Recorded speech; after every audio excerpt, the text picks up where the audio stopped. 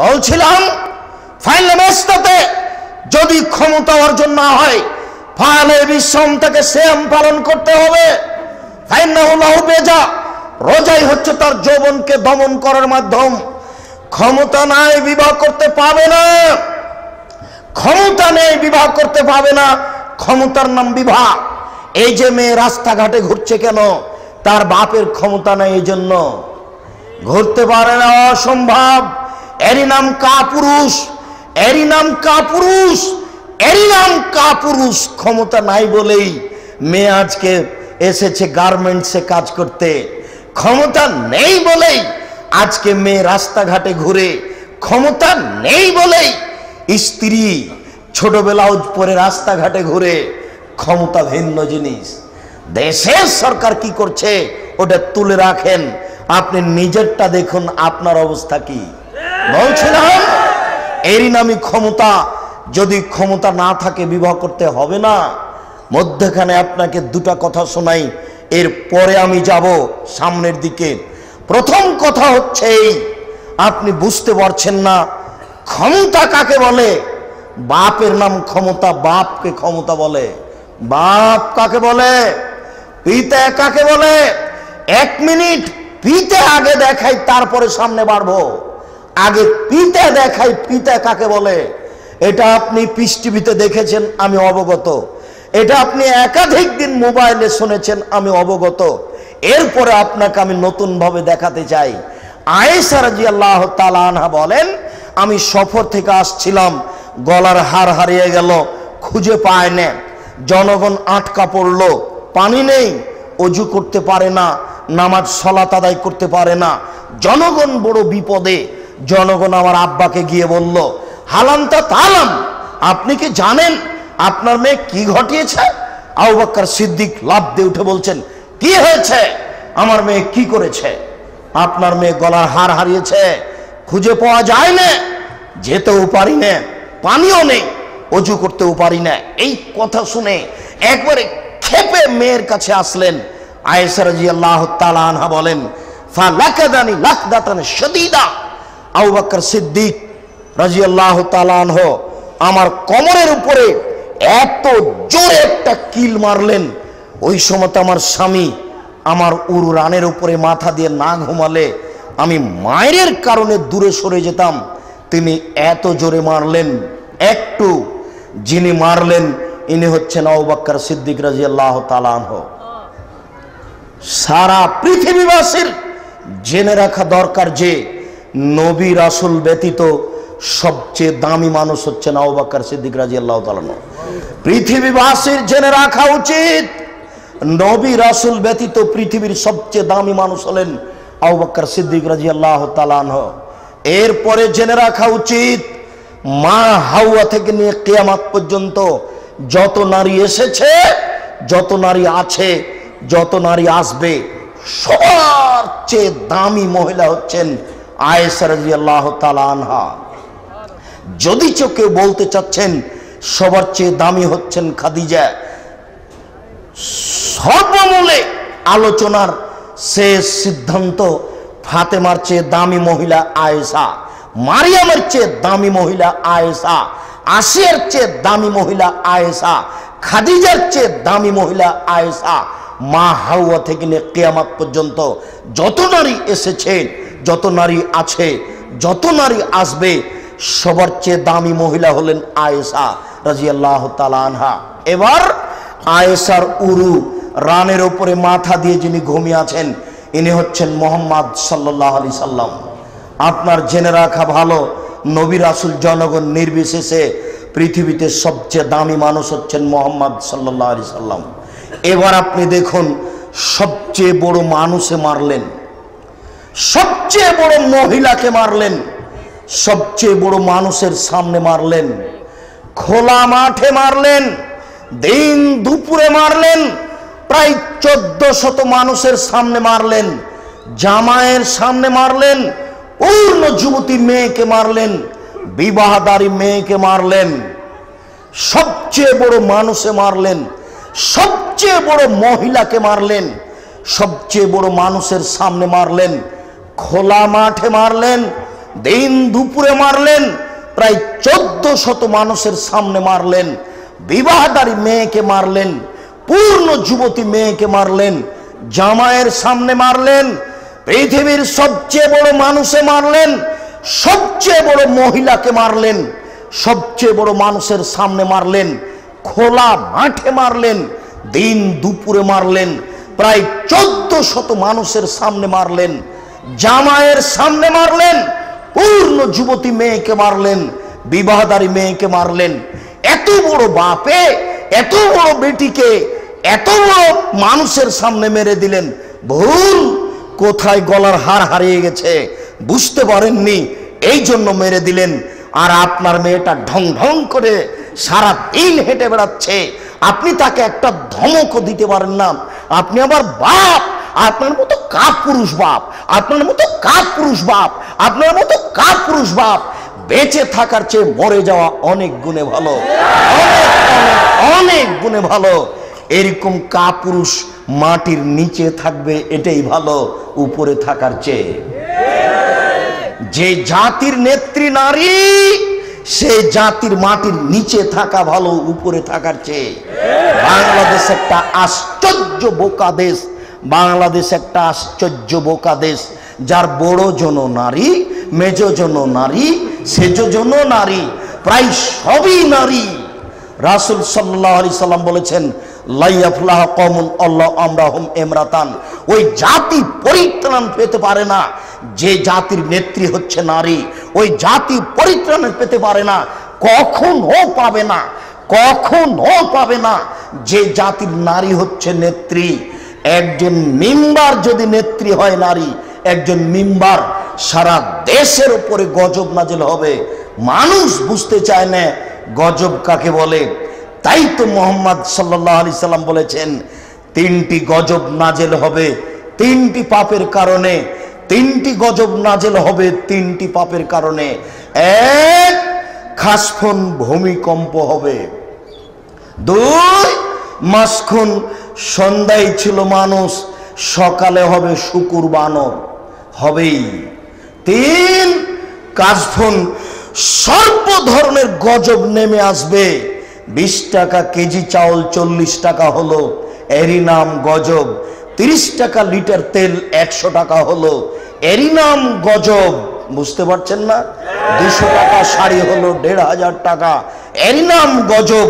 মসজিদে মারামারি, মাদ্রাসায় মারামারি, রাস্তাঘাটে মারামারি, সবাকেই মনে হচ্ছে যেন হায়ানা পশুর মতো, এরই নাম গজব। গজবে একেবারে দেশ পরিপূর্ণ হয়ে গেছে। 3টি পাপের কারণে ঘটে। 1, এদা শারেবুল খমুরা, সবাই যখন বিড়ি, তামাক, জর্দা, সিগারেট, গোল নেশাদার দ্রব্য খায়, পান করে, তখন এটা হয়। 2, কায়নাত মেয়েরা যখন নাচে, সব বাড়িতে ল্যাংটা মেয়ে নাচে, সব মোবাইলে ল্যাংটা মেয়ে নাচে, সব স্কুল কলেজে ল্যাংটা মেয়ে নাচে।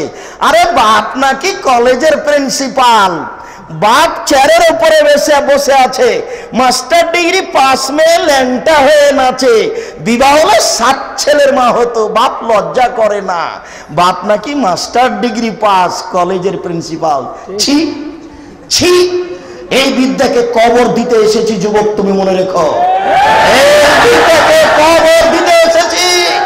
যে জাতি শিক্ষা অর্জন করার পরে ভালো মন্দ বুঝে না, ওই জাতির বিদ্যাকে কবর দিতে এসেছি, তুমি মনে রেখো। আল্লাহ তুমি বড় শক্তিশালী, তুমি বড় ক্ষমতাধর, তুমি বড় শক্তিশালী, তুমি বড় ক্ষমতাধর। আমাদেরকে তুমি এই বিদ্যা দান করো যে বিদ্যার সামনে কোন অন্যায় টিকতে পারবে না, কোন নোংরামি টিকতে পারবে না, কোন বেহাই জাল জুয়াচুরি টিকতে পারবে না। এই লুপ্ত রাজনীতিকে আমরা বন্ধ করতে চাই, এই জুয়াচুরিকে আমরা বন্ধ করতে চাই, এই কুশিক্ষাকে আমরা বন্ধ করতে চাই। আমরা মুসলিম জাতি হিসেবে রাসূলের পদ্ধতিতে বেঁচে থাকতে চাই। তুমি এই ব্যবস্থা করে দাও, তুমি বড় শক্তিশালী, তুমি বড় ক্ষমতাধর। তোমার নীতিকে আমরা গ্রহণ করতে চাই, তোমার নীতিতে আমরা বিবাহের সূচনাতে যেতে চাই। এবার পেশাবখানা, পায়খানা, গোসলখানা, বৈঠকখানা, মোহর, সব কিছু রেডি। বিবাহ করবেন কাকে? সব মেয়েকে বিবাহ করা যাবে না, নইলে জোর করে পরিবার সুন্দর করা যাবে না। যে মেয়েকে আল্লাহ রাসূল বিবাহ করতে বলেছেন শুধু সেই মেয়েকে করতে হবে। এক খেয়ালে চেয়ে থাকুন, মাইকের আওয়াজ যত দূর পর্যন্ত যাচ্ছে, কথাবার্তা বন্ধ করে, দোকানপাট বন্ধ করে, চলাচল বন্ধ করে আপনি কথা মূল্যায়ন করুন। ইচ্ছে করলে সুযোগ আসে না। মানুষ হিসাবে আমি বলছি, আপনিও মানুষ, কিছুক্ষণ অপেক্ষা করে একটু কথা শুনুন। লাভ লস পরে, লাভ লস পরে। আমি মানুষ, এই হিসেবে আপনাকে এখনো মানুষ মনে করছি। অতএব আপনি একটু ধৈর্য ধারণ করে পাথরের মতো হয়ে দাঁড়িয়ে হোক বসে হোক আপনি একটু শুনে যান, যদি উপকার হয় আমি আপনি সফল হব ইনশাআল্লাহ। বলছিলাম রাসূল সাল্লাল্লাহু আলাইহি সাল্লাম বলেছেন, তনকাহুল মারাত লিআরবাইন, মেয়েদেরকে বিবাহ করা হয় চারটা জিনিস দেখে। আমি মুহাম্মদ সাল্লাল্লাহু আলাইহি সাল্লাম চারটা জিনিস দেখতে বলিনি। এক, লেমালেহা, মেয়েকে বিবাহ করে তার টাকা দেখে। দুই, অলে হাসাবেহা, তার বংশ দেখে। তিন, অলে জামালেহা, তার সুন্দরতা দেখে। চার, অলে দিনেহা, তার ধার্মিকতা দেখে। আমি মুহাম্মদ সাল্লাল্লাহু আলাইহি সাল্লাম বলছি, ফাজফার বেজাতির দিন, তোমরা ধার্মিক মেয়েকে প্রাধান্য দাও, তোমরা ধার্মিক মেয়েকে বিবাহ করো। লজ্জাহীনা মহিলারা সমাজে বাকি থেকে যাক, তাদেরকে তোবা করে ফিরে আসতে দাও যুবক। এই অবস্থায় তাকে বিবাহ করো না, ভুল সিদ্ধান্ত। টাকা দেখে বিবাহ করতে যায় না, বংশ দেখে বিবাহ করতে যায় না, সুন্দরতা দেখে বিবাহ করতে যায় না, ধার্মিকতা দেখে বিবাহ করো। প্রায় যুবকই ভাবছে যে যে মেয়ে চাকরি করে তাকে বিবাহ করতে হবে। প্রায় যুবকই ভাবছে যে কালো মেয়েকে বিবাহ করা যাবে না। শোনো, ভুল বুঝেছ, তুমি ভুল বুঝেছো যুবক, তোমার সাথে আমার অনেক কথা আছে। শুধুমাত্র ধার্মিক মেয়েকে বিবাহ করো। এবার মেয়ে রেডি, মেয়ে পাওয়া গেছে একটা ধার্মিক মেয়ে। তোমার বন্ধু নিয়ে তুমি তাকে দেখতে যেতে পারো না, তুমি অশিক্ষিত যুবক। তোমার পিতা এই মেয়েকে দেখতে যেতে পারে না, তুমি নিজে যাও পিতার অনুমতি নিয়ে। দেখা পর্যন্তই শেষ, নির্জনে তার সাথে বসে তুমি কথা বলতে পাবা না। মুখের দৃষ্টি দেখলেই তোমার দেখা শেষ। বাস, মেয়ে পছন্দ হয়েছে, বিবাহের প্রস্তুতি। বলছিলাম সম্মানিত উপস্থিতি, ঢাকা শহরেও হয়, আমরা রাজশাহী চাঁপাইনবাবগঞ্জের মানুষ। বিবাহের পূর্বে 3 দিন 4 দিন আগে চাঁপাইনবাবগঞ্জের ভাষায় থুবড়া হয়, অর্থাৎ যুবতী মেয়েরা গীত গায়, রং মাখামাখি করে। যুবতী মেয়েরা কনের মুখের উপরে গামছা ধরে থাকে। পাড়ার লোকেরা, গ্রামের লোকেরা সবাই এসে তার মুখে ক্ষীর তুলে দেয়। বলছিলাম ক্ষীর তুলে দিবে কেন কনের মুখে? স্ত্রীর মুখে ক্ষীর তুলে দিতে হয়। স্ত্রীর মুখে ক্ষীর দিলে, ক্ষীর দিতে না পারলে পান্তা ভাত তো দিতে পারবো। পান্তা ভাত দিলেও সাদকার সমান নেকি হবে। স্ত্রীর মুখে ক্ষীর তুলে দিতে হয়, কনের মুখে নয়। কনের মুখে ক্ষীর তুলে দেওয়া হারাম। কনেকে সবাই মিলে দেখতে যাওয়া হারাম। কনের আঙ্গুলে দেখতে গিয়ে আংটি দেওয়া হারাম, একটা ঘড়ি দিয়ে দেওয়া হারাম, কিছু টাকা দেওয়া হারাম, সব কিছুই হারাম। ওর বিবাহের সূচনাতে জেনা, কত জেনা আছে তুমি যুবক দেখে যাও। দেখতে গিয়ে তাকে পাশে করে নিয়ে গল্প করছে, তার হাতটা ধরে বলছে তোমার হাতে কেমন আংটি হবে। হাতটা ধরে বলছে এরই নাম জেনা। তোমাকে একটু আগে বললাম না, হাতের জেনা হচ্ছে হাত দিয়ে ধরা, পায়ের জেনা হচ্ছে পা দিয়ে চলা। তুমি তার হাতটা ধরে কোন আংটি হবে এটা বলছো কেন? আংটি দেওয়া হারাম, ঘড়ি দেওয়া হারাম, টাকা দেওয়া হারাম, বন্ধু নিয়ে দেখতে যাওয়া হারাম, বাপ চাচা সবাই মিলে দেখতে যাবে হারাম, চাঁপায় নবাবগঞ্জের নীতিতে বউ বায়না হারাম, থুবড়া হারাম, ক্ষীরকাচি হারাম, বরন্তা হারাম, আমাটা হারাম, ব্যবহার দেওয়া হারাম, গরু ছাগল দেওয়া হারাম, টোটালি হারাম, সম্পূর্ণরূপে হারাম। বলছিলাম হলুদ মাখা, হলুদ কি মাখতেই হবে? জি না, বিবাহে হলুদ মাখতে হবে এই বিধান ইসলামে নেই। বিবাহে হলুদ মাখতে হবে এই বিধান ইসলামে নেই। বিবাহে হলুদ মাখতে হবে এই বিধান ইসলামে নেই। হলুদ মাখতে পারে, হলুদ মাখা হারাম নয়। হলুদ আজকেও মাখতে পারে, কালকেও মাখতে পারে, বিবাহের দিনও মাখতে পারে। হলুদ মাখুক, কে মাখাবে? তার মা মাখাবে, তার খালা মাখাবে, তার ফুফু মাখাবে, তার নানি মাখাবে, তার দাদি মাখাবে। তার ভাবি মাখাতে পারে না, তার বোন মাখাতে পারে না, খালাতো বোন ফুফাতো বোন মাখাতে পারে না। ভাবি, খালাতো বোন ফুফাতো বোন 3 দিন থেকে হলুদ মাখাচ্ছে। 3 দিন থেকে ভাবি আর বোনেরা এত কাছে হয়ে গেছে যে স্বামী স্ত্রীও অত কাছে হয় না। আমি মনে হয় কথাটা বুঝাতে পারলাম না। হলুদের বৈঠকে ভাবির সাথে এত মিশে গেছে, এটাই জেনা। যুবক, তুমি কি বুঝাতে চাচ্ছ? বিবাহের সূচনাতে জেনা করে তুমি পরিবার সুন্দর করতে চাও, তোমাকে কে বলে দিল? এটা কি কোনো খ্রিস্টানি নীতি? এটা কি কোনো ইহুদিদের নীতি? এটা কি কোনো হিন্দুদের নীতি? এটা হচ্ছে মুহাম্মদ সাল্লাল্লাহু আলাইহি সাল্লামের নীতি। মধ্যখানে তোমাকে একটু দেখায়, এটা মুহাম্মদ সাল্লাল্লাহু আলাইহি সাল্লামের নীতি। তোমাকে একটু দেখায়, একটু। সাফিয়া রাদিয়াল্লাহু তাআলা আনহা আল্লাহ রাসূলকে দেখতে এসেছেন, তিনি ছিলেন ইতিকাফে। আল্লাহ রাসূল মসজিদে ছিলেন ইতিকাফে। সাফিয়া দেখতে এসে দেখা শেষ হলে উঠে চলে যাচ্ছেন। আল্লাহ রাসূল উঠে যাচ্ছেন পিছনে পিছনে।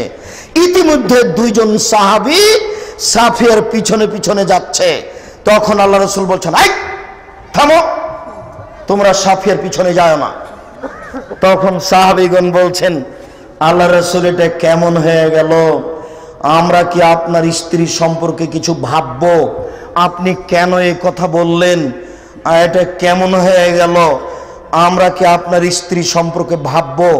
আপনার স্ত্রী তো আমাদের মা। তখন আল্লাহ রাসূল বলছেন, এই শোনো, শয়তান খুব পাওয়ারফুল ব্যক্তি। শয়তান তোমাদের অন্তরে কিছু জাগাক, এটা আমি চাইনি। সাফিয়া আগে আগে হাঁটবে আর তোমরা পিছনে পিছনে হাঁটবে। তখন তোমরা বলবে মনে মনে, সাফিয়ার পাটা একটু লম্বা, তাই না? সাফিয়া একটু সাইজে খাটো। মনে মনে ভাববে পিছনটা একটু কেমন মোটা সাইজের। তোমার অন্তরে শয়তান এইটুকু জাগাবে, আমি চাই না, এই জন্য তুমি থেকে যাও। তুমি দেখলেই শয়তান তোমাকে জাগাবে। শয়তান তোমার অন্তরে জাগাবে, পাওয়ারফুল ব্যক্তি। এই যুবক কাপুরুষ অশিক্ষিত বলছে, ওই মেয়েটাও বলছে যে অত পর্দা ছাড়ো তো, মন ভালো থাকলেই ভালো। আরে পর্দা করে যারা, তারাই তো জেনা করে। লজ্জাহীনা মহিলা, তুমি খালি থেকে ঈমান দেখাতে চাও? হ্যাঁ? আরে ভালো হলে বোরকা পরেই ভালো হতে হবে। বোরকা পরলে জেনা করতেও পারে, ও তো মানুষ, তাকে তোবা করতে হবে, তোমাকেও করতে হবে। তুমি ল্যাংটা হয়ে থেকে ভালো হতে চাও কি করে? শুনুন, মহিলারা তো ঘোরাফেরা বাইরে দূরের কথা, ওরা যেটা পোশাক পরে, পায়জামা কামিজ, ওটা বাইরে শুকাতে দেওয়া ঠিক নয়। ওই পোশাক যেন পুরুষ দেখতে না পায়। যেমন একটা খুব চওড়া মোটা বড় পায়জামা সালোয়ার যদি এখানে শুকাতে দেওয়া থাকে, তাহলে আপনি দেখে বলবেন, বাপরে মহিলাটা কত মোটা গো। তাহলে শয়তান এটা জাগালো। শয়তানের খুব পাওয়ার, পাওয়ারফুল ব্যক্তি শয়তান। এটা মানুষের অন্তরে জাগাতে পারে। এই জন্য এই পথ বন্ধ করতে হবে। জনাব, মহিলা কলেজে কেমনে পড়াবেন? কি দেখাতে চাচ্ছেন আপনি? তাহাজ্জুদ পড়ে জান্নাত কিনতে চাই 3 চিল্লে দিয়ে। শুনুন, হলুদ মাখা যায়। কোন ব্যক্তি ভাবির গায়ে হলুদ মাখাতে পারে না, কোন ভাবি দেবরের গায়ে হলুদ মাখাতে পারে না, চাচাতো বোন ফুফাতো বোন হলুদ মাখাতে পারে না। নারী তো দূরের কথা, নারী নারীর গায়ে হলুদ মাখাতে পারে না। নারী পুরুষের গায়ে হলুদ মাখাবে এটা বহু দূরের কথা। নারী নারীর গায়ে হলুদ মাখাতে পারে না। আজ থেকে নিয়ে 1450 বছর পূর্বে আল্লাহর নবী কঠোর ভাবে বলে গেছেন। তিনি বলেন, লা তুবাশিরুল মারাতু আল মারাতা, একজন মহিলা আর একজন মহিলার গায়ে হাত লাগাতে পারে না। একজন মহিলা আর একজন মহিলার গায়ে হাত লাগাতে পারে না। হাত লাগালে বুঝতে পারবে তার শরীর নরম না শক্ত। কোন সময়ে স্বামীর সামনে বলবে ফাতানা থালে যাওজিহা কানো ইয়ানজুরু ইলাইহা, স্বামীর সামনে বলবে খালেদার শরীর এতই নরম। তখন তার স্বামী অন্তরের চোখে ওই মেয়েটাকে দেখবে। ওই মেয়েকে অন্তরের চোখে দেখা হারাম। যুবক, আমি তোমাকে কি দিয়ে বুঝাই? তোমার মা দিন রাত ছোট ব্লাউজ পরে রাস্তাঘাটে ঘুরে, আবার তাহাজ্জুদও পড়ে। তোমার বোন নগ্ন পোশাকে কলেজে যায়, তুমি দেখো। কি দিয়ে আমি তোমাকে বুঝাই? আল্লাহর নবী বলছেন, অন্তরের চোখে মেয়েটাকে দেখবে। একজন মেয়েকে অন্তরের চোখে দেখা হারাম, একজন মেয়েকে অন্তরের চোখে দেখা হারাম। যুবক শুনো, আমাদের নবী মুহাম্মদ সাল্লাল্লাহু আলাইহি সাল্লাম বলেছেন, 6 শ্রেণীর মানুষকে আমি জান্নাতে নিয়ে যাব। জরুরি ভাবে 6 শ্রেণীর মানুষকে আমি জান্নাতে নিয়ে যাব।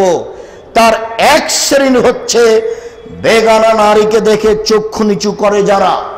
বেগানা নারীকে দেখে চক্ষু নিচু করে যারা, আমি তাদেরকে জান্নাতে নিয়ে যাব। 2, 3 শ্রেণীর মানুষ জান্নাতে যাবেই। 3 শ্রেণীর মানুষ জান্নাতে যাবেই। 3 শ্রেণীর মানুষ জান্নাতে যাবেই। তার এক শ্রেণীর মানুষ হচ্ছে বেগানা নারীকে দেখে চক্ষু নিচু করে যারা। বেগানা নারীকে দেখে চক্ষু নিচু করে যারা। 3, আল্লাহ রসুলকে জিজ্ঞাসা করা হলো, আল্লাহ রসুল, হঠাৎ যদি কোনো নারীর উপরে চোখ পড়ে তাহলে কি করব? যুবক, মানা পরে একটু বিধান শুনে যাও। হঠাৎ যদি কোনো নারীর উপরে চোখ পড়ে তাহলে কি করব? হঠাৎ যদি কোনো নারীর উপরে চোখ পড়ে তাহলে কি করব? আল্লাহর নবী আমাকে বললেন, তোমার মুখখানা ঘুরিয়ে নিবা। এটা বিধান, এটা ল, এটা মুসলিম নীতি। তুমি মুসলমানের বাচ্চা, এই জন্য আমি বলছি। তুমি বলো যে আমি অমুসলিম, আমার কাছে লাগে না। হঠাৎ চোখ পড়ে গেলে মুখ এভাবে ফিরিয়ে নিতে হবে। যুবক, তুমি আবার শোনো, এক, বেগানা নারীকে দেখে চক্ষু নিচু করে যারা, তাদেরকে মুহাম্মদ সাল্লাল্লাহু আলাইহি সাল্লাম জান্নাতে নিয়ে যাবেনই যাবেন। 2, বেগানা নারীকে দেখে চক্ষু নিচু করে যারা, তারা জান্নাতে যাবেই। 3, হঠাৎ চক্ষু পড়ে গেলে চক্ষু ফিরিয়ে নিতে হবে। এবার তুমি বলো তোমার মোবাইলের অবস্থা। দিন রাত তুমি ল্যাংটা মেয়ের দিকে চেয়ে আছো। এবার তোমার এই ঢাকা শহরের বাড়ির টিভির কথা তুমি বলো। তুমি, তোমার বোন, তোমার মা, তোমার বাপ, তোমার দাদা দাদি, তোমার 14 গোষ্ঠী এই টিভির দিকে দিন রাত চেয়ে আছে। ল্যাংটা মেয়ে নাচছে। কি বলি যুবক তোমাকে, এই পতিতালয়ের মেয়েকে চোখে ভোগ করে জান্নাতের মেয়ে কিনার হিসাব করো না, ভুল হিসাব। এই মুহূর্তে তোমাকে এই মোবাইল থেকে ল্যাংটা মেয়ে কেটে ফেলতে হবে। জিন্দেগিতে তুমি আর কোনোদিন টিভিতে এই পতিতালয়ের মেয়েকে দেখো না। জিন্দেগিতে তুমি আর কোনোদিন এই টিভিতে পতিতালয়ের মেয়েকে দেখো না। এদেরকে দেখে চোখ জুড়িয়ে তুমি জান্নাত কিনতে পারবে না, তোমার ভুল হিসাব। জান্নাতের দেওয়ালগুলি হচ্ছে হীরা মুক্তা মাণিক্য দ্বারা তৈরি। জান্নাতের গায়ে রেশমি কাপড় লাগানো আছে। জান্নাতের ছাদ হচ্ছে হীরা মুক্তা মাণিক্য দ্বারা তৈরি রেশমি কাপড় লাগানো আছে। জান্নাতের মেঝে হচ্ছে স্বর্ণ রূপা দ্বারা তৈরি রেশমি কাপড় লাগানো আছে। তোমার জন্য গালিচা বিছানো আছে, গালিচার উপরে সারিবদ্ধ রয়েছে সোফা। তোমার জন্য সর্ব ধরনের বালিশ, তোমার জন্য সর্ব ধরনের খাদ্য প্রস্তুত রয়েছে। এরপরে 72 থেকে 73 জন নারী তোমার সামনে এসে উপস্থিত। ওরা এত সুন্দরী, ওরা এত সুন্দরী, ওরা এত সুন্দরী, ওদের দেখে মনে হবে ছড়ানো ছিটানো মুক্তা। ওরা এত সুন্দরী, ওরা এত সুন্দরী, ওদেরকে দেখে মনে হবে ঝিনুকের মধ্যে লুকানো মুক্তা। শোনো, ওরা এত নরম, ওরা এত নরম, ডিমের খোসা এবং কুসুমের মধ্যে সাদা পদার্থ যত নরম। যুবক শুনে রাখো, ওদের কোনোদিন হায়েজ হবে না, ওদের কোনোদিন নাকে শিকান আসবে না, ওদের কোনোদিন পেশাব হবে না, ওদের কোনোদিন পায়খানা হবে না, ওদের কোনোদিন শরীর ঘামবে না, ওদের শরীরে কোনোদিন ময়লা হবে না, ওদের কাপড় কোনোদিন পুরাতন হবে না। মনে রেখো যুবক, তাদের মাথায় থাকবে লম্বা লম্বা কোঁকড়া কোঁকড়া কুচকুচে মিসমিসে কালো চুল। ওদের বয়স হবে 15 বছর 16 বছরের মেয়েরা যেমন হয় তাদের মতো।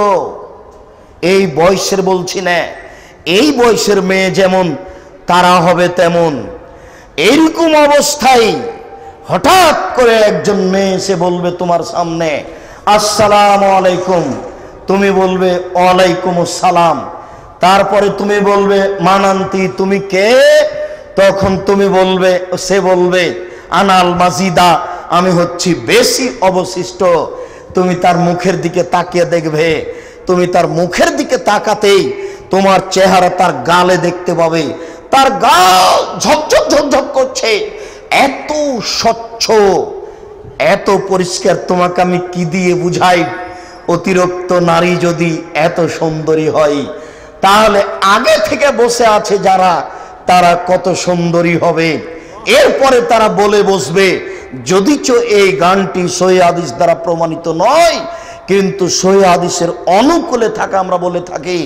বলা আরম্ভ করবে, নানুল খালেদাতু ফালানা বেদো অনান নাইমাতু ফালানা বাসো অনান রাজিয়াতু ফালানাসখাতো তোবালে মান কানা লানা ওয়া কুন্না লাহু। पायर सन सन घुंघरे जम जम पंचे पंचे फेंकेंगी, पायन के साड़ी लाल कुमारी उसको बेहुस्तों को सजावेंगी, जैसे कबूतर लोटन लोटे वैसे लोटन लोटावेंगी। पायर सन सन घुंघरे जम जम पंचे पंचे फेंकेंगी, पायन के साड़ी लाल कुमारी उसको बेहुस्तों को सजावेंगी, जैसे कबूतर लोटन लोटे वैसे लोटन लोटावेंगी। স্বামী গো, আমরা চিরস্থায়ী রয়েছি, কখনো নষ্ট হব না। আমরা সর্বদা আপনাকে সন্তুষ্ট করে রাখব, কখনো অসন্তুষ্ট করব না। আমরা হচ্ছে আপনার জন্য, আর আপনি হচ্ছেন আমাদের জন্য। যুবক, তুমি যদি এই নারীকে ভোগ করতে চাও, তাহলে জিন্দেগি তার এই পতিতালয়ের নারীকে মোবাইলে দেখো না। রাস্তাঘাট বন্ধ করো, ওই মেয়ে তোমার বোন, এদেরকে এইভাবে ভোগ করে জান্নাত কেনার চেষ্টা করো না। রাস্তাঘাট বন্ধ করেছে তোমার বোন, রাস্তাঘাট বন্ধ করেছে তোমার মা। ঢাকা শহরের অবস্থা এই যদি হয়, সারা পৃথিবীর অবস্থা কি? তুমি কি মনে করো জাহান্নাম বলতে নারী আর নারী, জাহান্নাম বলতে নারী আর নারী? শোনো, বর যদি কনের বাড়িতে হলুদ মাখতে আসে, কনে যদি বরের বাড়িতে হলুদ মাখতে যায়, তাহলে এই পরিবার হলো বন্য, এই পরিবার বর্বর, এই পরিবার অসভ্য, এই পরিবার অশিক্ষিত, এই পরিবার শিক্ষিত নয়। অসম্ভব, এটা হতে পারে না। বর কনের বাড়িতে হলুদ মাখতে যেতে পারে না। আপনি ক্ষমার দৃষ্টিতে দেখবেন, আপনার গায়ে লেগে যাচ্ছে, এটা আমি চাই না। আমি আপনার দিনী ভাই, এটা আপনি মনে করবেন। আমি চাচ্ছি জিন্দেগিতে পরিবারে আর কোনোদিন কোনো ছেলে কনের বাড়িতে হলুদ মাখতে যাবে না, কনে বরের বাড়িতে হলুদ মাখতে আসতে পারে না। একেবারেই হারাম। সূচনাতে জেনা করে মুসলিম পরিবার সাজার চেষ্টা করো না। এই ঢাকা শহরের একজন এমপি আমাকে বলছে আমি খাঁটি আহলে হাদিস, আর তার পাশে একটা বাঘের মূর্তি। তার পাশে কি আছে? একটা বাঘের মূর্তি, আর আমাকে বলছে আমি খাঁটি আহলে হাদিস। বলো তুমি কি করতে হয়? এখন যদি এই পরিবার বলে আব্দুর রাজ্জাক সাহেব এইভাবে ভাষা ব্যবহার করছেন কেন, দুঃখিত, আমাকে মাফ করবেন, মরা পর্যন্ত আপনার কথা যেন স্মরণ থাকে, এই জন্য আমি চাচ্ছি আপনার কথাটা মরা পর্যন্ত স্মরণ থাক। বক্তব্য আপনাকে আমি ইউসুফ জুলাইখার কাহিনী শোনাতে আসিনি, আমি কোন কেসা কাহিনী তাফসীর করতে আসিনি আপনার সামনে। রংপুর, দিনাজপুর, খুলনা, বাগেরহাট এইভাবে তাফসীর করার পরে বলবো যে এ আয়াতের তাফসীর করতে আরো 2 দিন লাগবে, এরকম বলতে রাজি নয়। মানে এতক্ষণ পর্যন্ত যা যা তাফসীর করেছে তা একটাও ঠিক নয়। এটা তো চাঁপাইনবাবগঞ্জের ভাষাতে বলে আজকে মুফাসসির বলেছে, এত বলেছে, বাপরে বাপ, খুব বললে পারে, বাপের বেটা আছে। আর একজন বলছে কি বললো, তখন বলছে সেই তো জি কি যে বললো। তার মানে এমনিতেই কাহিনী বলছিল, একটাও ধরে রাখার মতো কথা বলেনি। আপনি কষ্ট নেবেন কেন? আপনাকে তো আমি দিনী ভাই মনে করি। অতএব আপনি কথা স্মরণে রেখে দেন। আর আপনি বুঝেননি বক্তব্য কাকে বলে। এই যা খাতাবা, যখন আল্লাহ রাসূল বক্তব্য দিতেন, অমারা তাই নাহু, 2 চোখ লাল হয়ে যেত, ওয়াস্তাদা গাজাবহু, রাগ বেশি হয়ে যেত, আলা সৌতহু, কণ্ঠ উঁচু হয়ে যেত, কান্নাহু মুনজুর জায়েস, যেন তিনি সৈন্যদলকে ধমক দেখাচ্ছেন। হলুদ মাখার এবার বিবাহে যেতে হবে। ডুলি বিবি আমরা চাঁপাইনবাবগঞ্জে বলি, ডুলি বিবি মানে মেয়ে যায় বরের সাথে, মেয়ে বরের সাথে যাওয়া হারাম। আর আপনারা তো শহরে বসবাস করছেন, দেখেছেন বিবাহের বাড়িতে আপনার স্ত্রীকে যেতে দিবেন না। আপনি তো রাত দিন দেখছেন। যুবক, আল্লাহ রাসূল বলেছেন তুমি তোমার স্ত্রীর উপরে 5টা জিনিস দায়িত্ব পালন করো। 1, যে মানের খাবে সে মানের খাও। 2, যে মানের পড়ছো সে মানের পড়াও। 3, কখনো স্ত্রীকে কটু কথা বলো না, বলো না তোমার ঠোঁট মোটা। একবার ঠোঁট মোটা বললে 12 বছর মনে থাকবে, ওর বুদ্ধি কম।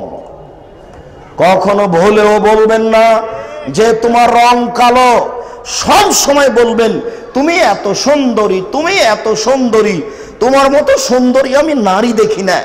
তাহলে দিন রাত আপনার সেবা করে দিতে প্রস্তুত। ভুলেও কখনো আপনি নিন্দা করবেন না, ভুলেও কখনো শ্বশুর শাশুড়ির নিন্দা করবেন না। এই জন্য বলেছি যৌতুক নিবা না যুবক, যৌতুক একেবারে হারাম। তোমার বাপের জমিদারি আছে, বড় ব্যবসা করো, টাকা কম আছে কলা বিক্রি করে খাও, তার চেয়ে কম আছে চকলেট বিক্রি করে খাও। টাকাই নাই দিন মজুরি করে খাও, দিন মজুরি করে যদি খেতে না পারো ভিক্ষা করে খাও। ভিক্ষা করে খাওয়া ভালো, অনেক অনেক অনেক গুণে ভালো যৌতুক নেওয়ার চেয়ে। যৌতুক নেওয়ার চেয়ে ভিক্ষা করে খাওয়া অনেক গুণে ভালো। ভিক্ষা করা কাজটি হচ্ছে অপছন্দ বৈধ কাজ, ভিক্ষা করা কাজটি হচ্ছে অপছন্দ বৈধ কাজ। আর যৌতুক নেওয়া একেবারেই হারাম, যৌতুক নেওয়া একেবারেই হারাম। যৌতুকের টাকা দিয়ে চাউল কিনে ভাত খেয়ে ইবাদত কবুল হবে না। প্রায় 4,500 এনজিও রয়েছে, কোন এনজিওতে চাকরি করে চাউল কিনে ভাত খেয়ে ইবাদত কবুল হবে না। নাপিতের ঘরের ভাড়া দিয়ে চাউল কিনে ভাত খেয়ে ইবাদত কবুল হবে না। কেন? নাপিত দাড়ি চাঁচে, নাপিতের ঘর ভাড়া নিয়ে ওই টাকা দিয়ে চাউল কিনে ভাত খেয়ে ইবাদত কবুল হবে না। সুদী ব্যাংকিং ব্যবস্থা রয়েছে, এখানে চাকরি করে ওই টাকা দিয়ে চাউল কিনে ভাত খেয়ে ইবাদত কবুল হবে না। বোঝা যায় না ব্যবসা বৈধ কি অবৈধ। ওই ব্যবসা করে ওই টাকা দিয়ে চাউল কিনে ভাত খেয়ে ইবাদত কবুল হবে না। বোঝা যায় না এই জমি বাপের কিনা, এই জমি দখল করে বাড়ি ভাড়া দিয়ে এই টাকা দিয়ে চাউল কিনে ভাত খেয়ে ইবাদত কবুল হবে না। ভুল সিদ্ধান্ত। মনে রেখো, যৌতুকের টাকা দিয়ে চাউল কিনে ভাত খেয়ে ইবাদত কবুল হবে না। আমাদের নবী মুহাম্মদ সাল্লাল্লাহু আলাইহি সাল্লাম বলেছেন, একটা লোক বিদেশে ছিল, বিদেশে থেকে বিপদে পড়ে হাত তুলে আল্লাহর কাছে প্রার্থনা করছে, আল্লাহ তুমি আমাকে বাঁচাও। দুঃখিত, মাতামুহু হারামুন, তার খাদ্য আছে হারাম, মাশরাবুহু হারামুন, তার পানি আছে হারাম, মালবাসুহু হারামুন, তার পোশাক আছে হারাম, গুজিয়া বিল হারামে, তার জীবিকা নির্বাহ হারাম। আন্না ইস্তাজাবু লাহু, তার দোয়া কি করে কবুল হতে পারে? যৌতুকের টাকা দিয়ে চাউল কিনে ভাত খেয়ে ইবাদত কবুল হবে না, চূড়ান্ত। মনে রেখো যুবক, আম গাছে জাম ধরতে পারে, ধরে না। অমাবস্যার রাতে চাঁদ উঠতে পারে, উঠে না। সুঁয়ের ছিদ্র দিয়ে ফাল ঢুকতে পারে, ঢোকে না। সুঁয়ের ছিদ্র দিয়ে ফাল ঢুকে যেতে পারে, আম গাছে জাম ধরে যেতে পারে, অমাবস্যার রাতে চাঁদ উঠে যেতে পারে। কিন্তু যেই কথা বলছি, এই কথাতে সন্দেহ আছে বলে কিয়ামত পর্যন্ত চেষ্টা করলে সরিষা ঢোকানো যাবে না। যা বলছি তাই থাকবে ইনশাআল্লাহ। মনে রাখুন, জাতির যদি রাস্তাঘাট করে দিতে না পারি, জাতির যদি স্কুল কলেজ করে দিতে না পারি, জাতিকে চূড়ান্ত সঠিক ধর্ম দিতে পারবো ইনশাআল্লাহ। ধর্মের ব্যাপারে জাতিকে ফাঁকি দিয়ে পরকাল হারাতে রাজি নই। যুবক, বিবাহের নারী নিয়ে যাবা না, একেবারে হারাম। ওই বৈঠকে, খাওয়ার বৈঠকে নারী যাবে না, একেবারে হারাম। এবার বিবাহের বৈঠক বসেছে, মোহরের আলোচনা তোমার সাথে হবে। তোমার পিতাকে জিম্মেদারি দিলে তোমার পিতাও জিম্মেদারি নিতে পারে। মনে রাখুন, কথা শেষ। মেয়ের কাছে বিবাহ পড়ানো যাবে না, মেয়ের কাছে বিবাহ পড়ানো যাবে না, মেয়ের কাছে বিবাহ পড়ানো জায়েজ নয়। কোনো মেয়ে নিজে বিবাহ বসতে পারে না। রাসূল সাল্লাল্লাহু আলাইহি সাল্লাম বলেছেন, মান নাকাহাত বেগাইরে ওয়াজনে লিহা ফানিকাহুহা বাতিল, ফানিকাহুহা বাতিল, ফানিকাহুহা বাতিল। কোন মেয়ে যদি অভিভাবক ছাড়াই বিবাহ বসে, তাহলে তার বিবাহ বাতিল, তার বিবাহ বাতিল, তার বিবাহ বাতিল। বাপ বেঁচে থাকলে গ্রামের সর্দার অভিভাবক হয় না, তোমার ওই উকিল কাজী অফিসের ওই লোক অভিভাবক হবে না। যে মেয়ে বের হয়ে বিবাহ বসেছে, যতদিন পর্যন্ত মেয়ের বাপ জামাইয়ের সামনে দুইজন সাক্ষী নিয়ে না বলেছেন, আহমদ মেয়ে বিবাহ করে নিয়ে এসেছ, অন্যায় হয়েছে, যাক দুইজন সাক্ষী আছে, আমি তোমাদের বিবাহতে সম্মতি জানালাম। অন্ধকারে হলেও এই কথা বাপকে বলতে হবে। যতদিন পর্যন্ত বাপ না বলেছে, ততদিন পর্যন্ত তাদের জেনা হচ্ছে। 7 ছেলের মা হলেও জেনা হচ্ছে। মেয়ে যেগুলো বের হয়েছে, সেইগুলি বাপকে ওখানে গিয়ে জামাইয়ের সামনে দুইজন সাক্ষী নিয়ে অন্ধকার ঘরে হলে বলতে হবে, আমি তোমাদের বিবাহতে সম্মতি জানালাম। যতদিন পর্যন্ত না বলেছে, ততদিন পর্যন্ত জেনা হবে। কাপুরুষের পরিচয় দিয়ে আজকে বলছে যে যা, তোকে আর জিন্দেগিতে বাড়িতে উঠতে দেব না, তোকে ত্যায্য পুত্র করলাম, তোকে ত্যায্য পুত্র করলাম। এই কথা বলা মানে কাপুরুষের পরিচয় দেওয়া। আজকে কেন গরম হয়েছেন? কালকে আপনি দেখতে পাননি? 2টার সময়তে প্রতিদিন আসে, 2:30 মেয়ে এসেছে। দেখতে হতো মেয়ের মুখ, কেন জানি কেমন কেমন করে, কেন জানি এদিক সেদিক দেখে, ভাবে বোঝা যাচ্ছে সমস্যা আছে। তখনই স্ত্রীকে বলতে হবে, দেখো দরজা বন্ধ করো, আর কোনোদিন কলেজে যাবে না। আবারও শিক্ষার গতিতে আমি বলেছি যে মেয়ে বড় হয়েছে, ইসলামী গতিতে নিয়ে আসুন। একটু পরে এটাই বলছি, মেয়েকে ইসলামী গতিতে নিয়ে আসুন। বলছিলাম মেয়ের কাছে বিবাহ পড়ানো হারাম, শুধু ছেলের কাছে বিবাহ পড়াতে হবে, মেয়ের কাছে বিবাহ পড়াতে যাওয়া যাবে না। যদি অতিরিক্তই মেয়ের বাপ মনে করে যে একটু জেনেই আসে ভিতর থেকে, আম্মু খালেদা বিবাহ পড়াতে যাচ্ছে, আম্মু চুপ আছে, মেয়ে যান বিবাহ পড়িয়ে দেন, কোনো সমস্যা নেই। মেয়ে হেসে উঠেছে, যান বিবাহ পড়ান। মেয়ে বলছে আব্বু যান বিবাহ পড়ান, কিন্তু মেয়ে বলছে আব্বা আমি রাজি নই, বিয়ে পড়ানো যাবে না। মেয়ে কেঁদে উঠেছে, বিবাহ পড়ানো যাবে না। ছেলে যত বড় চাকরি করুক, মেয়ে কেঁদে উঠেছে, বিবাহ পড়ানো যাবে না। আপনি কেন? স্বয়ং রাসূল সাল্লাল্লাহু আলাইহি সাল্লাম পারেননি, আপনি তো দূরের কথা, আপনি বাপ তো দূরের কথা। 1 মিনিট দেখবেন, 1 মিনিট। বাড়ি আর মগিস ছিলেন দুইজনই দাস দাসী, বাড়িরা দাসী আর মগিজ দাস, স্বামী স্ত্রী। আয়েশা রাদিয়াল্লাহু তাআলা আনহা বাড়ির মালিককে টাকা দিয়ে বাড়িরাকে মুক্ত করে দিলেন। বাড়ির একজন মহিলা, ও বলছে আমি স্বাধীন, আমি মুক্ত, আমি দাসের স্ত্রী হিসাবে থাকবো না, আমি দাসের স্ত্রী হিসাবে থাকবো না। বাড়িরা আগে আগে হাঁটেন আর মগিজ রাদিয়াল্লাহু তাআলা আনহু পিছে পিছে হাঁটেন। আর মগিজের দুই চোখের পানি ঝরঝর করে ঝরে। ভাবখান এইরূপ যেন মগিজ বলছে, বাড়িরা তুমি আমার সাথে থাকো গো, তুমি না হলে আমি বাঁচবো না, তুমি না হলে আমি কেমনে থাকি, ভাব এরকম। কিন্তু এই শব্দগুলো আসেনি। আগে আগে বাড়িরা হাঁটেন আর পিছে পিছে মগিজ হাঁটেন আর মগিজ কাঁদেন আর দুই চোখের পানি ঝরঝর করে ঝরে দাড়ির উপর দিয়ে কাপড়ে পড়ে। এই দৃশ্য দেখে আল্লাহ রাসূল বলছেন, বাড়িরা জি তুমি তোমার সাথে স্বামীর সাথে একটু থাকো না, তুমি তোমার স্বামীর সাথে থাকো। তখন বাড়িরা বলছেন, তা মরিরাম তু সবেরনি, আপনি আমাকে আদেশ করছেন না পরামর্শ দিচ্ছেন কোনটা? যদি আপনি আমাকে আদেশ করেন মেনে নিলাম, কানা খোড়া আমি দেখব না, চলতে পারে কি পারে এটা আমি দেখব না, আদেশ করলে মেনে নিব। আপনি যদি পরামর্শ দেন তাহলে ভিন্ন। আপনি কি পরামর্শ দিচ্ছেন? তখন আল্লাহ রাসূল বলছেন, বাড়িরা উসাবরকে আমি তোমাকে পরামর্শ দিচ্ছি, আমি তোমাকে আদেশ করিনি, আমি তোমাকে পরামর্শ দিচ্ছি। তখন বাড়িরা বলছে, আপনার পরামর্শ মানলাম না, আমি ওর ভাত খাবো না।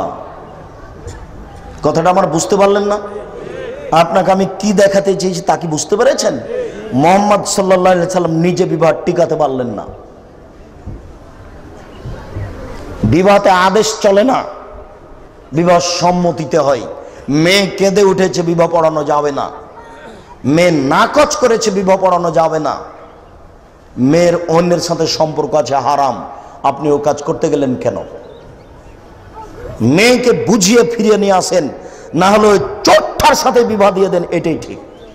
আগে দেখেননি ওই চোরটার সাথে দিন রাত জেনা করে আপনার সুন্দরী টকটকে ঝকঝকে মেয়েটা ঢাকা বিশ্ববিদ্যালয়ের মাঠে, ওই একটা লোক ছেলেটা একবারে কুচকুচে কালো, দেখতে খারাপ, দুনিয়ার বদ, সিগারেট খায়, দাড়ি চাঁচা আছে, প্যান্ট আছে টাকনুর নিচে, মদ খায়, হিরোইন খায়, তার সাথে আপনার সুন্দরী টকটকে মেয়েটা ঘুরে কয়দিন পরে বের হয়ে গেছে। তাই আপনি বলছেন তোকে ত্যায্যপুত্র করলাম, তোকে ত্যায্যপুত্র করলাম, তোকে জিন্দেগিতে নিব না, তোকে বাড়িতে উঠতে দিব না। কাপুরুষের পরিচয় দিচ্ছেন কেন?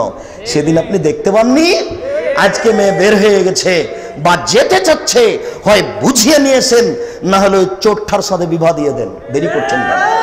আপনি আজকে কেন রাগ দেখাচ্ছেন?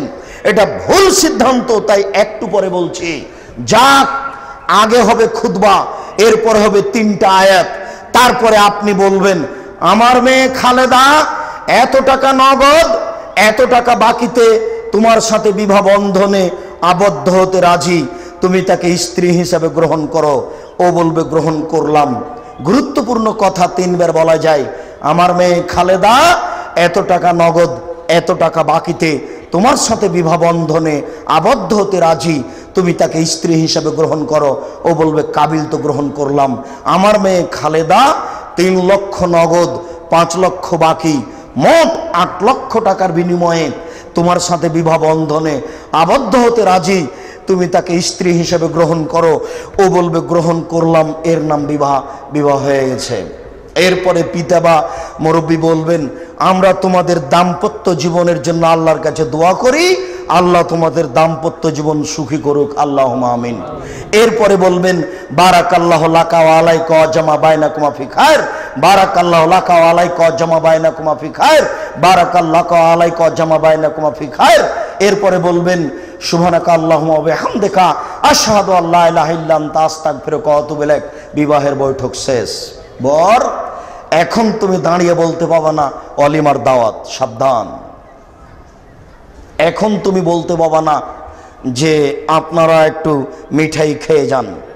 এখন তোমার একটা কাজ আছে, সেটা হলো এই, তোমার আব্বা আর তুমি 50 জন লোক নিয়ে এসেছো তোমার শ্বশুর বাড়িতে মেয়েটাকে বিবাহ করার জন্য।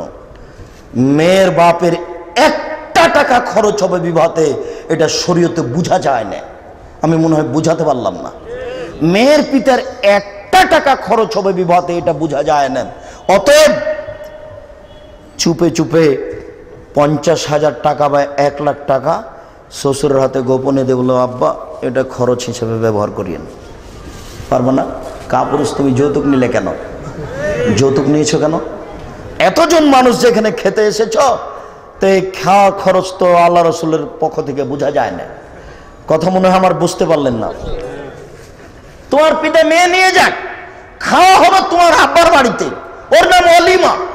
তোমার পিতা ঢাকা শহরের ধনী মানুষ, কোটি টাকার মালিক, সারা মিরপুরের মানুষকে দাওয়াত দিবে, সমস্ত হোটেল ফ্রি, এদেশের সমস্ত লোক খাবে। তোমার বাপ কিসের ধনী? উসমান রাদিয়াল্লাহু তাআলা আনহুর মতো ধনী নয়। একদিন সকাল আল্লাহ রাসূল বলছেন 400 কিলোমিটার পথ পায়ে হেঁটে যুদ্ধ করতে যেতে হবে, কে কত টাকা দান করতে পারে? উমর রাদিয়াল্লাহু তাআলা আনহু বলেন, আমার অর্থ সম্পদের অর্ধেক দিলাম।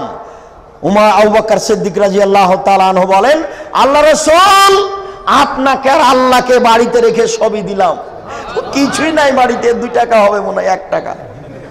কথার গতি এমন, কিয়ামত পর্যন্ত এই কথাকে ডিঙ্গিয়ে যাওয়ার মতো মানুষ জন্ম নিবে না, মানে বুদ্ধি নেই। আবু বকর সিদ্দিক রাদিয়াল্লাহু তাআলা আনহু বুদ্ধি শেষ করে দিয়েছেন পৃথিবীর মানুষের। এখন উসমান রাদিয়াল্লাহু তাআলা আনহু বলছেন, আল্লাহ রাসূল যত লোক তাবুকের যুদ্ধে যাবে সমস্ত লোকের অর্ধেকের খাওয়া খরচ, যাতায়াত খরচ আমি উসমান দেব। লোক সংখ্যা ছিল 30,000, মানে 15,000 লোককে তিনি 15,000 উট দিবেন। 15,000 লোকের 3 মাসের খাওয়া খরচ দিবেন। এর নাম ধনী? কি 2 টাকার মালিক হয়ে অহংকার করে বেড়াও? একই বলে ধনী? বৈধ টাকায় ব্যবসা করে কোটি টাকার মালিক হও যুবক, আর এইরকম উসমানের মতো খরচ করো। দেশের প্রধানমন্ত্রীকে যদি বলা হয় 15,000 মানুষকে 3 মাস লালন পালন করতে হবে, রাজি হবে না। কথাটা বুঝতে পারেননি? দেখেন, এরই নাম ধনী। তোমার পিতা মিরপুরের ধনী মানুষ, ওয়ালিমাতে সারা এলাকার লোককে খাওয়াবে, এটা হলো খাওয়ার পালা। এবার চলেন যাই, বাসর ঘর সাজাতে হবে। বাসর ঘর যদি ভাবি সাজাই, সূচনাতেই জেনা। বাসর ঘর যদি খালাতো বোন ফুফাতো বোন সাজাই, সূচনাতেই জেনা। এই পরিবার সুন্দর পরিবার হওয়ার কোনো প্রশ্নই আসে না। বাসর ঘর সাজাতে হবে, কে সাজাবে? মা, খালা, ফুফু, দাদি, নানি। আয়েশা রাদিয়াল্লাহু তাআলা আনহা বলেন, আমি আমার বান্ধবীকে নিয়ে দোলনাতে খেলাচ্ছিলাম। দোলনার মাঝামাঝিতে রশি বাঁধা আছে, একদিকে কিছু বান্ধবী, একদিকে কিছু বান্ধবী, একদিক উঁচু হলে একদিক নিচু হয়। এই দোলনায় ছিলাম। আমার মা আমাকে চিৎকার করে ডাকলেন, আয়েশা। আমি দৌড় দিয়ে আসলাম। আমার শরীরে কিছু ধুলোবালি লেগেছিল, এইগুলো তিনি মুছে দিয়ে ধুয়ে দিয়ে একটা ঘরে নিয়ে গেলেন। দেখি সেখানে আনসারীদের মহিলা। ব্যাপারটা কি আমি বুঝতে পারলাম না। তারা আমাকে সুন্দরী করে সাজালো, তবে তিনি বলেননি যে কি দিয়ে সাজালো। শুনুন, বিউটি পার্লারে যা কিছু আছে সব দিয়ে আপনি আপনার স্ত্রীকে সাজাতে পারেন। সাজাতে হবে এ কথাই ঠিক, তবে আপনার স্ত্রী বিউটি পার্লারে ঢুকতে পাবে না, ওখানে ঢোকা হারাম। ওই দায়ুস মেয়ের কাছে, ওই মহিলার কাছে আপনার স্ত্রী এইভাবে হাত খুলতে পাবে না, এভাবে পা খুলতে পাবে না, এইভাবে কপালে টিপ দেওয়াতে হারামি, এভাবে সৌন্দর্য গ্রহণ করতে পাবে না। ওখানে যা একেবারে হারাম। অতএব ওখানে যা আছে সবই ব্যবহার করবে, তবে নখে নেইল পালিশ দিতে পাবে না। নখে নেইল পালিশ দেওয়া হচ্ছে ইহুদি খ্রিস্টানদের পতিতালয়ের মেয়েদের বৈশিষ্ট্য। নখে নেইল পালিশ দেওয়া হচ্ছে ইহুদি খ্রিস্টানদের পতিতালয়ের মেয়েদের বৈশিষ্ট্য। নখে নেইল পালিশ দেওয়া ইহুদি খ্রিস্টানদের পতিতালয়ের মেয়েদের বৈশিষ্ট্য। নেইল পালিশ মোটা হলে পানি ঢুকবে না, অজু হবে না, এই কথা মিথ্যা। এগুলো কোনো কথা নেই, এটা হচ্ছে ওদের বৈশিষ্ট্য, এই জন্য হারাম। আপনার স্ত্রী, আপনার মেয়ে নখে মেহেদি দিবে, হাতের নখে তো দিবেই, পায়ের নখে দিতে হবে, দিতে বাধ্য। হাতের নখে তো দিতে হবেই, পায়ের নখে দিতে হবে, দিতে বাধ্য। বাধ্য কেন? রাসূল সাল্লাল্লাহু আলাইহি সাল্লামের হাতে একজন মহিলা একটা পত্র দিল। আল্লাহ রাসূল পত্রটা হাতে নিয়ে বলছেন, আয়াতুরা ছিল না মেমরা, এ হাত নারীর না পুরুষের? তার মানে হাতের তিনি নিন্দা করলেন। এ হাত নারীর না পুরুষের? তার মানে তিনি হাতের নিন্দা করলেন। কেন? ওই হাতে মেহেদি দেওয়া ছিল না। পুরুষ মানে হাতে মেহেদি থাকবে না, নারী মানে হাতে মেহেদি থাকবে। পুরুষ মানে হাতে মেহেদি থাকবে না, নারী মানে হাতে মেহেদি থাকবে। যুবক, মধ্যেখানে আর একটা কথা মাথায় এসে বারবার কাজ করছে, সেটা হচ্ছে এই নবীগণ বলেছেন মুসলমানের বৈশিষ্ট্য 10টি। নবীগণ বলেছেন নবীগণের বৈশিষ্ট্য 10টি। এক, লোহা, দাড়ি বড় করতে হবে, চেঁচে ফেলা হারাম, ছোট করা হারাম। 2, কাসু সারেব, মোচ কেটে ফেলতে হবে, চেঁচে ফেলা বেদাত, চেঁচে ফেলা যাবে না, কেটে ফেলতে হবে। 3, বগলের লুম উঠিয়ে ফেলতে হবে, অভ্যাসী হতে হবে। নারী পুরুষ একই হুকুম, ধীরে ধীরে অভ্যাসী হতে হবে, উঠিয়ে ফেলতে হবে। 4, আপনার ওই হালাকুল আনাত, নিচের লুম পরিষ্কার করতে হবে, ঊর্ধ্বে টাইম 40 দিন। পুরুষ নারী একই হুকুম, পুরুষ নারী একই হুকুম, ঊর্ধ্বে টাইম 40 দিন। 40 দিন পার হলে নারী পুরুষ গুনাহগার হতে পারে। কিভাবে পরিষ্কার করবে সেটা তাদের ব্যাপার, ব্যক্তিগত ব্যাপার, যে কোনোভাবে সম্ভব। 5, নখ কেটে ফেলতে হবে জরুরিভাবে। কোনো মেয়ের নখ বড় থাকবে না, যদি থাকে নির্ঘাত বলতে হবে এই মেয়ে অশিক্ষিতা। যদি নখ বড় থাকে একবারে নির্দ্বিধায় তোমরা বলবা এই মেয়ে অশিক্ষিতা, নির্দ্বিধায় বলবা। কোন নারী কোন পুরুষের নখ বড় থাকতে পারে না, কোন নারী কোন পুরুষের নখ বড় থাকতে পারে না। বলছিলাম সম্মানিত দিনী ভাই, না হাতের নখে তো মেহেদি দিতে হবেই, পায়ের নখেও মেহেদি দিতে হবে। আব্দুর রাজ্জাক সাহেব থামেন থামেন, আমরা বুদ্ধি হওয়ার পরে শুনেছি যে আল্লাহ রাসূল দাড়িতে মেহেদি দিয়েছিলেন, এই জন্য পায়ের নখে মেহেদি দেওয়া যায় না। ওহো, যদি তাই হয় তাহলে আল্লাহ রাসূল বলেছেন ঋতুবতী মহিলা যখন ঋতু থেকে গোসল করে পবিত্র হবে, হায়েজওয়ালা মহিলা যখন হায়েজ থেকে গোসল করে পবিত্র হবে, তখন লজ্জা স্থানে আতর ব্যবহার করবে। ঋতুবতী মহিলা যখন ঋতু থেকে গোসল করে পবিত্র হবে, তখন লজ্জা স্থানে আতর ব্যবহার করবে। আল্লাহ রাসূল আতর যে দাড়িতে লাগিয়েছেন, এবার তার মানে এ কথাও মিথ্যে, ও কথাও মিথ্যে। গোসল করার পরে আতর ব্যবহার করবে, ওটা তাদের বিধান। আতর দাড়িতে আল্লাহ রাসূল ব্যবহার করেছেন, এটা আপনার বিধান। আল্লাহ রাসূল পাকা দাড়িতে মেহেদি ব্যবহার করেছেন, এটা পুরুষের জরুরি বিধান। একটার সাথে আর একটা লাগালেন কেন? এইগুলো লাগানো হচ্ছে মিথ্যা কাজ। শুনুন, কপালে টিপ দেওয়া হারাম। হিন্দু মেয়েদেরকে বিবাহ করার 10টি পদ্ধতি রয়েছে, তার একটি পদ্ধতির নাম হচ্ছে রাক্ষসী বিবাহ। হিন্দু মেয়ের বাপ বিবাহ দিবে না, ছেলেটা জোর করে বিবাহ করবে। জোর করে যদি কপালে টিপ দিতে পারে তাহলে বিবাহ হয়ে গেল। কপালে টিপ দেওয়া হিন্দুদের নীতি, কপালে টিপ দেওয়া হিন্দুদের নীতি। এই জন্য আপনার স্ত্রী আপনার মেয়ে কপালে টিপ দিতে পাবে না। বলছিলাম বিউটি পার্লারে যা কিছু আছে সব দিয়ে আপনার স্ত্রীকে সাজাতে হবে, এ কথাই ঠিক। রাসূল সাল্লাল্লাহু আলাইহি সাল্লাম বললেন, রাস্তায় তুমি হাঁটছিলে, একটা মেয়ে চোখে পড়লো, তুমি বাড়ি ফিরে আসো তোমার স্ত্রীর কাছে, তাহলে অন্তরে যেটা জেগেছে সেটা দূর হয়ে যাবে। এবার বাড়িতে এসে দেখছেন আপনার স্ত্রী কালি মেখে আছে, অসুন্দর হয়ে আছে, বলেন তো তাহলে রাস্তায় যেটা দেখেছেন এটা কমবে না বাড়বে? এটা বাড়বে। এই জন্য স্ত্রীকে সাজিয়ে রাখতে হয়। রাজশাহী চাঁপায় নবাবগঞ্জে বলে, সাজালে কুজালে হয় নারী, আর লিপলে পুছলে হয় বাড়ি। লিপলে পুছলে হয় বাড়ি, আর সাজালে কুজালে হয় নারী। নারীকে স্ত্রীকে সাজিয়ে রাখতে হবে, এটাই জরুরি। যার যতটুকু সম্ভব সাজিয়ে রাখতে হবে, এটাই জরুরি।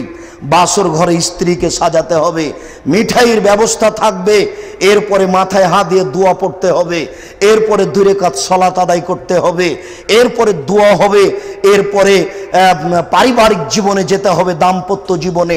রাসূল সাল্লাল্লাহু আলাইহি সাল্লাম বলেন, এই যে আতা আহাদুকুম আহলাহু, যখন তোমাদের কোনো ব্যক্তি তার পরিবারের কাছে যাবে, ফালি একুল, সেজন্য বলে বিসমিল্লাহ আল্লাহুম্মা জান্নিবনা শায়তান ওয়া জান্নিবিশ শায়তান মা রাযাকতানা। হে আল্লাহ, তুমি আমাকে আর আমার স্ত্রীকে শয়তান থেকে রক্ষা করো। আমাদের জীবনে যদি কোনো সাংসারিক জীবনে যদি কোনো সন্তান দান করো, তাহলে তুমি শয়তান থেকে রক্ষা করো। আর প্রথমে মাথায় হাত দিয়ে দোয়া পড়েছেন আল্লাহুম্মা ইন্নী আসআলুকা খায়রাহা ওয়া খায়রা মা জাবালতাহা আলাইহি ওয়া আউযুবিকা মিন শাররিহা ওয়া শাররি মা জাবালতাহা আলাইহি। এরপরে এই দোয়া পড়লেন। সকাল হয়ে গেল, বিশাল খাওয়ার ব্যবস্থা, এর নাম অলিমা। দিন যায় রাত্রি যায়, দিন যায় রাত্রি যায়, দিন যায় রাত্রি যায়, পেটে বাচ্চা আসলো। দিন রাত দুইজনকে বলতে হবে রব্বি হাবলি মিল্লাদুনকা যুরিয়াতান তাইয়্যিব, আল্লাহ একটা সুসন্তান দাও, আল্লাহ একটা সুসন্তান দাও। জাকারিয়া বলছেন, জাকারিয়া আলাইহিস সালাম আল্লাহকে, প্রতিপালক আমার তো মাথার চুল পেকে গেছে, আমার হাড্ডি তো দুর্বল হয়ে গেছে, আমি তো একেবারে বৃদ্ধ মানুষ, আমার স্ত্রী বন্ধা, কি করে বাচ্চা হতে পারে? আর তোমার কাছে দোয়া করলে নিরাশা হয় না, তো আমি দোয়া করছি দেও বাচ্চা, আপনি দোয়া শুরু করুন। এরপরে বাচ্চা প্রসব হলো। শুনুন, বাচ্চা প্রসব হওয়ার সাথে সাথে ডান কানে আজান, বাম কানে একামাত, এটা বেদাত, এটা করবেন না।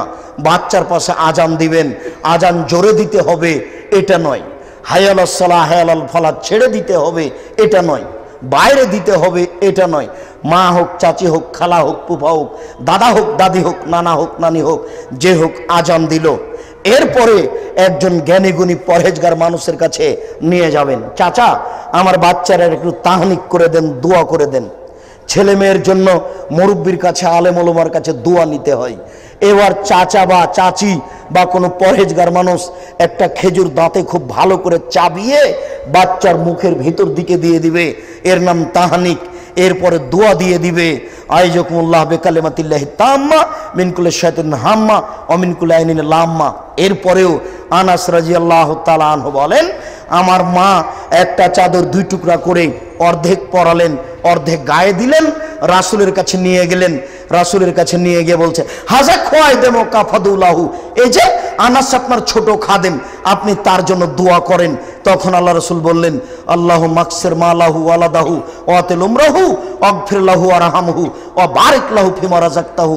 আল্লাহ তুমি আনাসকে দীর্ঘজীবী করো, তার ছেলে মেয়ে টাকা পয়সা বেশি করে দাও, তাকে ক্ষমা করো, তার প্রতি দয়া করো, তাকে যে রুজি দিয়েছ তাতে তুমি বরকত দাও। এ দেখেন, একেবারে খেয়াল করে থাকবেন, মুরব্বীদের কাছে, আলেম ওলামার কাছে বাচ্চার জন্য দোয়া নিবেন। দিন যায় রাত্রি যায়, যতবার বাচ্চা আপনার স্ত্রীর দুধের বোঠাতে মুখ লাগাচ্ছে ততবার আপনার স্ত্রীকে বিসমিল্লাহ বলতে হবে। আপনার স্ত্রী যদি বিসমিল্লাহ না বলে তাহলে এই দুধ বাচ্চাও খাবে। খুব সাবধান। এই ছেলে, ওই যে কোনো বাচ্চা ছেলে পাশ থেকে উঠলে আপনি তাকে বন্ধ করার চেষ্টা করবেন, ও কিন্তু এমনি দীর্ঘ সময় থেকে বসে আছে, এখন ক্লান্ত হয়ে এসেছে, ও বুঝতে পারছে না, এই জন্য ও উঠে যাওয়ার চেষ্টা করছে। ও যদি সামনে দিয়ে যায়, যত লোক দেখবে ও আমার কথা ধরতে পারবে না। কাজে আপনার চেয়ে আমি বেশি ক্লান্ত, আমি আপনার ক্লান্তির পূর্বেই কথার শেষের দিকে আসবো, আপনি এক খেলে চেয়ে থাকুন। বলছিলাম, যতবার বাচ্চা দুধে মুখ দিবে ততবার আপনার স্ত্রীকে বিসমিল্লাহ বলতে হবে। যদি বিসমিল্লাহ না বলে তাহলে এই দুধ কে খাবে বলেন তো? শয়তান খাবে, নিশ্চিত খাবে, অবধারিত খাবে। আল্লাহ রাসূল বলেছেন খাবে, অতএব খাবে। দিন যায় রাত্রি যায়, সপ্তম দিনে আকিকা করবেন। গরু দিয়ে আকিকা চলে না, ওট দিয়ে আকিকা চলে না, ছাগল ছাগি, ভেড়া ভেড়ি, দুম্বা দুম্বি, কানা খোড়া, দাঁত থাক আর না থাক, 7 দিনের দিন আকিকা করতে হবে। গোশত আপনার ব্যাপার, চামড়া আপনার ব্যাপার। 14 দিনে আকিকা চলে না, 21 দিনে আকিকা চলে না, জীবনে একদিন চলে না, 7 দিনের আগে চলে না। বাচ্চা 7 দিনের আগে মারা গেলে আকিকা লাগবে না। 7 দিনের দিন আকিকা দেওয়া বাপের জিম্মেদারি। কুরবানি দেওয়া নেকির কাজ, ইচ্ছা করলে দেন, না করলে না দেন। দিলে নেকি পাবেন, না দিলে না পাবেন। মাঝে মধ্যে না দেওয়াই ভালো, জমিদারেরও না দেওয়া ভালো, কেননা কুরবানি ফরজ নয়, আর এটা হলো বাপের জিম্মেদারি। উপার্জন করে ছেলে মেয়েকে খাওয়াতে হবে, এটা যেমন বাপের জিম্মেদারি। সপ্তম দিনে আকিকা দিতে হবে, এটা বাপের জিম্মেদারি। আঁকিকে দেওয়া শেষ, খাতনা দেন 6 মাস পরে, বছর পরে, সাবধান, খাতনার অনুষ্ঠান হারাম, খাতনার অনুষ্ঠান হারাম, খাতনার অনুষ্ঠান হারাম, খাতনার কোনো অনুষ্ঠান হবে না, এটা বাপের জিম্মেদারি। দিন যায় রাত্রি যায়, মেয়ের বয়স 5.5 বছর, মাথায় একটা স্কার্ফ দিয়ে বলেন, আম্মু আমাকে সালাম দিয়ে তুমি প্রতিষ্ঠানে যাও, যাকে দেখতে পাবা তাকে সালাম দিও, তোমার মাস্টারকে সালাম দিও। এবার মেয়ে বাড়িতে ঢুকছে, আম্মু ভুলে গেছে বলে, আম্মু বাহির দরজায় যাও, বাহির দরজায় গিয়ে সালাম দিয়ে বাড়িতে ঢোকো। আপনার এটা বাড়ি কলিং বেল দেওয়া আছে, আপনি কলিং বেলে হাত লাগানোর সময় বলুন আসসালামু আলাইকুম, কেউ শুনুক আর না শুনুক, আপনি যদি মুখে বলেন আসসালামু আলাইকুম, তাহলে 20 তলা বিল্ডিং এর কোন রুমে শয়তান থাকতে পারবে না, এটা অসম্ভব। সালামের এত পাওয়ার। গ্রামের বাড়ি, গরিব মানুষ, বাহির দরজা বলে কিছুই নেই, এমনি একটা কাপড় ঝুলানো আছে, একটা খড়ি, একটা কাগজ, বিসমিল্লাহ বলে দরজা এভাবে রেখে দেন, ভোর পর্যন্ত শয়তানের ক্ষমতা নেই এখান দিয়ে ঢুকতে পারে। বিসমিল্লাহর এত পাওয়ার, এটা অসম্ভব। ও এই বাড়িতে থাকতে পারে না। বিসমিল্লাহ বলে খেলে ইবলিস বলবে, এই শয়তানেরা শোনো, এই বাড়িতে থাকার জায়গা নেই, কেন সালাম দিয়েছে। এই শয়তানেরা শোনো, এই বাড়িতে খাওয়ার জায়গা নেই, কেন বিসমিল্লাহ বলেছে, অতএব সরে দাঁড়াও। ইবলিসকে এটা বলতেই হবে, ও বলতে বাধ্য। দিন যায় রাত্রি যায়, মেয়ের বয়স 12 বছর হয়েছে, পোশাক পরিবর্তন করে দেন, সাবধান, সব সময় পায়জামা পরাবেন, জাঙ্ঘিয়ে পরাবেন না, সাবধান, মেয়ের জন্য জাঙ্ঘিয়ে পরা হারাম। আজও আপনার মেয়ে ক্লাস 10-এ পড়ে, ওই যে ল্যাঙ্গট পরে আছে, কোনোদিন দেখেননি? জন্ম দিলেন কেন? এরই নাম কাপুরুষ। জন্ম দিতে পারলেই বাপ হওয়া যায় না, ক্ষমতার নাম বাপ। প্রসাব করাতে পারলেই মা হওয়া যায় না, ক্ষমতার নাম মা। পাগলিও বাচ্চা প্রসাব করাতে পারে, পাগলিও বাচ্চাকে দুধ পান করাতে পারে, নীতির নাম বাপ, নীতির নাম মা, নীতির নাম বাপ, নীতির নাম মা। এই প্যান্ট কখনো কিনবেন না বাচ্চার জন্য। এই প্যান্টটা আমাদের বাসায় 3 ঘন্টা থাকবে না, 3 ঘন্টার মধ্যে এই প্যান্ট জ্বালানো হবে। এটা কাপুরুষের পরিচয়। বাপ হয়ে এই প্যান্ট আপনি কিনলেন কি করে? যে প্যান্টটা একবারে শরীরের সাথে লেগে আছে, যেতে যেতে যেতে টাকনোর নিকটে 3 আঙ্গুল 10 আঙ্গুল আছে। ছি, বাপের পরিচয় এটা নয়, শিক্ষার পরিচয় এটা নয়, শিক্ষার পরিচয় এটা নয়, শিক্ষার পরিচয় এটা নয়। এই যুবক শোনো, সম্মানিত মুরব্বিয়ানে কেরাম শুনুন, আপনার পরিবর্তনের জন্য এসেছি, আপনি কষ্ট নেবেন না। আগামীকাল সন্ধ্যা হতে হতে সব প্যান্ট কেটে ছোট করতে হবে আপনারও। যেসব প্যান্ট টাকনোর নিচে আছেন ওই সব ব্যক্তি জান্নাতে যাবে না। যাদের টাকনোর নিচে প্যান্ট আছে ওরা জান্নাতে যাবে না। 3 শ্রেণীর মানুষ জান্নাতে যাবে না, 3 শ্রেণীর মানুষ জান্নাতে যাবে না, 3 শ্রেণীর মানুষ জান্নাতে যাবে না।